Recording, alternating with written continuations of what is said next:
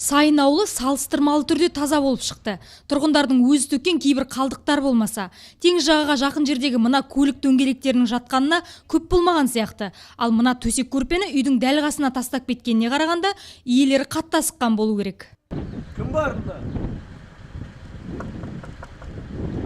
Сайын ауылының әкімдігі тазалыққа мән беретінін жеткізді. Орталық көшелеріне қоқыс жәшіктері қойылып, әр үйге тегін таратылыпты. Осы контейнерге заявка берген азаматтарға біз кезек бойынша контейнер таратамыз. Және контейнерлер сол әр азаматтың жеке өзінің ауласында орналасқан. Себебі сыртқа орналастырып көрдік, бірақ ауылдың ішінде жаңағы түрлі ірі малдар контейнердің ішіндегі мусор төгуіне байланысты қиындау болып тұр. Жалпы ауылда 110-120 көлемінде контейнер бар. Қоқыстың көкесі Қошқарата қорымының маңында екен. Қаптаған полиэтиленді қалталардан көз сүрінеді.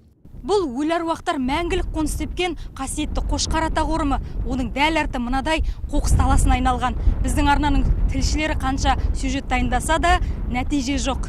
Тіпті соңғы 2 айлық сенбіліктің де әсері шамалы. Себебі кім көрінген келіп мұнда қоқыстарын төгіп кететін сыңайлы. Қошқарата қоқысын аралап жүргенде көзімізге газель автокөлігі ілінді. Бізді көрген бойда қаша жөнелді. Қоқысын төккісі келген болар. Бұл көліктің кімге тиесілі екені белгісіз. Бүгінге осы, келесіде басқа аудандар да сүзгіден өтеді. Тек біз барғанша тазалап үлгермесе болғаны. Айсара Айтман, Роллан Аметұлы, Айнақпарат.